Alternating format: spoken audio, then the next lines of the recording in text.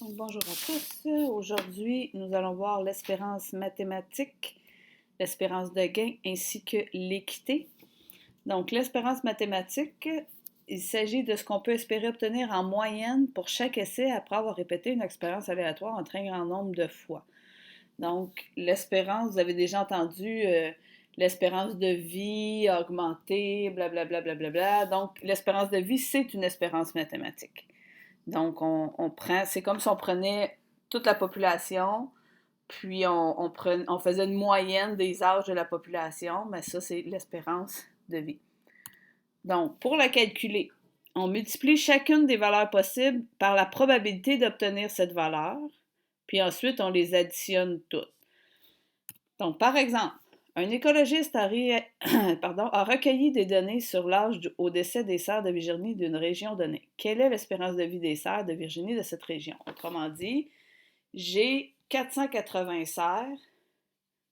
Parmi ces cerfs-là, j'en ai 4 qui ont 1 an, 30 qui ont 2 ans, 84 qui ont 3 ans, etc. Si je voulais faire la moyenne de ces 480 cerfs-là, dans le fond, si je les prenais tous individuellement, je ferais 1 plus 1 plus 1 plus 1, parce que j'en ai 4, plus 2 plus 2 plus 2 plus 2 plus 2 plus 2 plus 2 plus 2 plus 2, et ça 30 fois. Donc, au lieu de toutes les additionner 30 fois, je vais faire 30 fois 2. Donc, la probabilité d'avoir 1 an, c'est 4 sur 480 fois 1 an. La probabilité d'avoir 2 ans, c'est 30. Donc, 30 sur, c'est pas 30, il y a 30 cerfs. Donc, la probabilité de 30 sur 480 fois 2. 84 sur 480 fois 3, et ainsi de suite. Pour obtenir, ici, vous avez toujours le même dénominateur. Étant donné qu'on additionne des fractions, je vous conseille très fortement, de ne pas réduire vos fractions avant de les avoir additionnées. Parce que pour additionner des fractions, il faut que vous ayez le dénominateur commun. Donc, laissez-les sur le total toujours le même.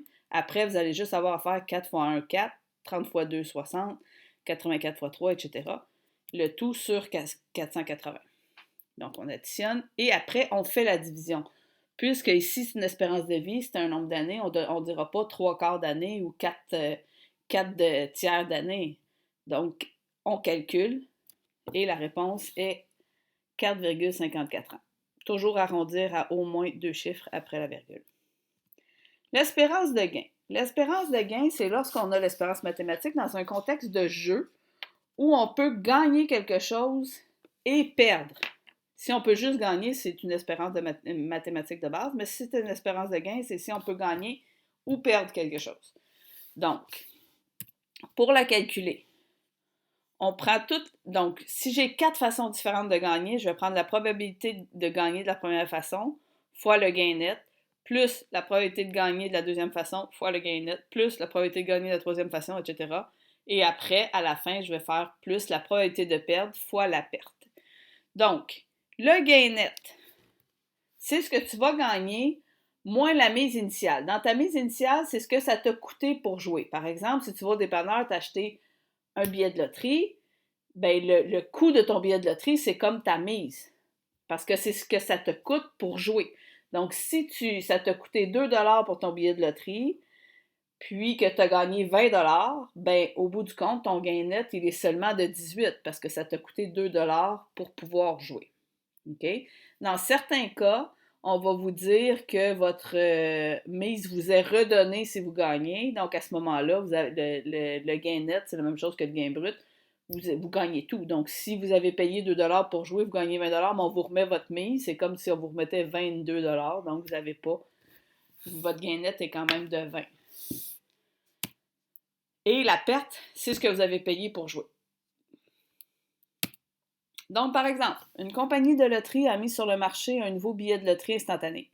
Il coûte 2$. Le tableau suivant présente les chances de gagner. Donc, j'ai une chance sur 5 de gagner 5$, deux chances sur 25 de gagner 10$, une chance sur 50 de gagner 25$, une chance sur 100 de gagner 50$. Mais là, ici, il ne faut pas oublier que ça nous coûte 2$ pour jouer et que nulle part c'est mentionné qu'on va nous remettre notre mise si on gagne. Donc, dans le fond, c'est un billet de loterie. Si tu gagnes, la personne ne te remet pas 2$. Tu gagnes le montant, mais il faut que tu soustrais ton 2$ de départ. Donc, on va avoir 1/5 fois ce qu'on gagne, moins notre mise. Donc, dans le fond, on va avoir 1/5 fois 5 moins le 2 que j'ai payé. À ça va s'additionner l'autre, 2/25 fois 10 moins le 2 que j'ai payé, plus 1/50 fois 25 moins le 2 que j'ai payé, plus 1 centième fois 50 moins le 2 que j'ai payé. Et à la fin, je dois vérifier en additionnant tout ça combien il me reste de chances de perdre. Et à ce moment-là, ici, en calculant, je mettais tout ça sur 100. J'obtenais 31 sur 100. Donc, j'avais 31 sur 100 de gagner. J'ai 69 sur 100 de perdre. Donc, et là, c'est important ici, puisqu'on perd, c'est important de mettre le moins. Donc, c'est 69 sur 100 des chances de perdre, donc que notre gain soit moins 2 $. OK? Donc, comme je disais tantôt, 5 moins 2, on enlève le 2 à chaque fois. Donc, ensuite, on met sur le même dénominateur qui est 100.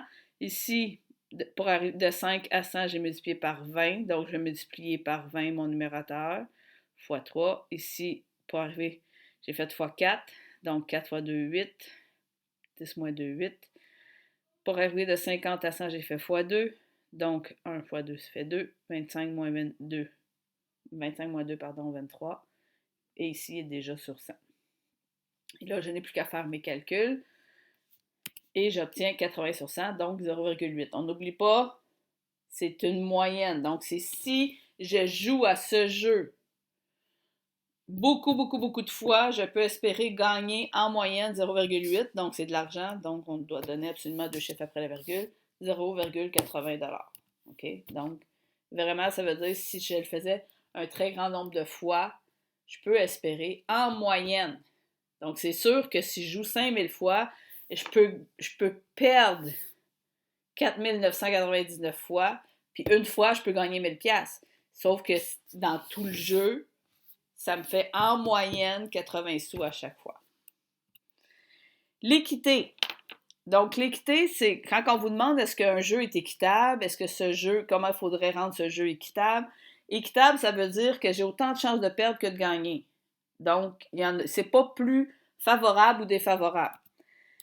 Si notre espérance de gain est supérieure à 0, donc si mon nombre est comme dans l'exemple précédent, j'avais 80 sous, ça veut dire que si je jouais un très grand nombre de fois, je peux espérer gagner en moyenne 80 sous, c'est positif, donc c'est à mon avantage.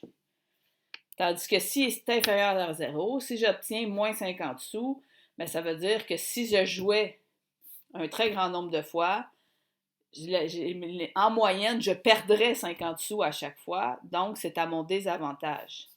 Tandis que si c'est égal à 0, si je joue un très grand nombre de fois, ben, j'ai pas plus de chances de gagner que de perdre, j'ai 0, donc c'est équitable. Donc on peut le voir dans les deux sens. Les questions peuvent être, est-ce que ce jeu est équitable?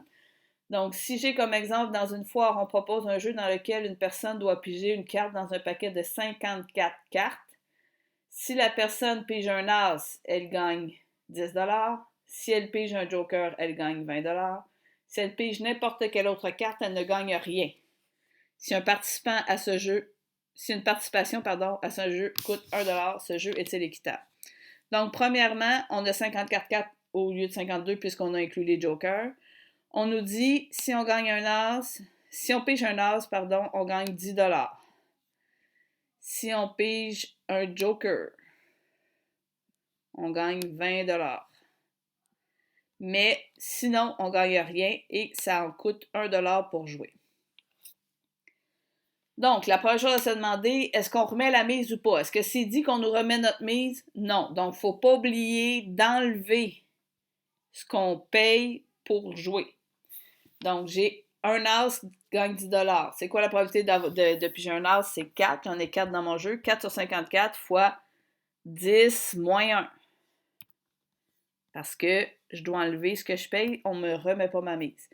Ensuite, un joker, j'en ai 2 dans un jeu de cartes, donc 2 sur 54. Je gagne 20 $, mais je dois y enlever ce que j'ai payé pour jouer. Et le reste, donc ici, J'ai 6 sur 54. Il me reste 48 sur 54 de chance de perdre. Donc, si je perds, parce que j'ai payé pour jouer, donc moins 1. Je fais mon calcul, ce qui me donne 48 sous. Ça veut dire que si je joue un très grand nombre de fois, je peux espérer gagner en moyenne 48 sous à chaque fois. Est-ce que ce jeu est équitable? Non, il faudrait qu'il soit égal à 0 pour être équitable. Est-ce qu'il est à l'avantage ou au désavantage du joueur? Bien, puisqu'il est positif, il est à l'avantage du joueur. Maintenant, si je garde le même contexte, parce que si vous étiez en classe, vous auriez des notes de cours à prendre, au lieu de reprendre un autre contexte, je garderais le même. Mais je ne connais pas. La seule chose qu'on change, c'est qu'on ne sait pas c'est combien le billet coûte pour jouer. OK? Donc, on ne sait pas combien on doit investir pour jouer et c'est ce qu'on cherche. Combien devrait coûter une participation pour que le jeu soit équitable? Donc, si on dit le jeu est équitable, on sait que l'espérance de gain est égale à 0. Donc, on fait notre calcul. Donc, encore la probabilité d'un as 4 sur 54. Je gagne 10 moins X, parce que je ne la connais pas. Je ne sais pas combien j'ai investi pour jouer, c'est ce que je cherche. Plus 2 sur 54 fois 20 que je gagne, moins le X, et 48 sur 54, moins ce que j'ai payé, donc ce que je perds, qui est le X. Donc là, on ne peut pas soustraire 10 et X. Donc, on va faire la distributivité. Ici, ici, ici et ici. Donc, on obtient 4 fois 10, 40, 4 fois moins x moins 4x, 2 fois 20, 40, 2 fois moins x moins 2x, et 48 fois moins x moins 48x. J'additionne mes termes semblables, 40 plus 40, 80, moins 4x moins 2x moins 48x, moins 54x. Ensuite, ici, puisque j'ai mon expression en x divisé par 54, je vais multiplier par 54 de chaque côté.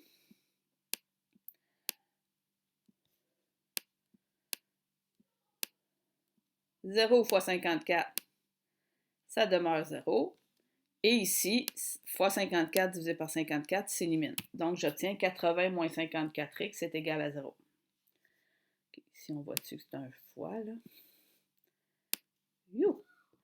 Donc, ensuite, j'additionne 54x de chaque côté. Je divise par 54 de chaque côté, donc 1,48.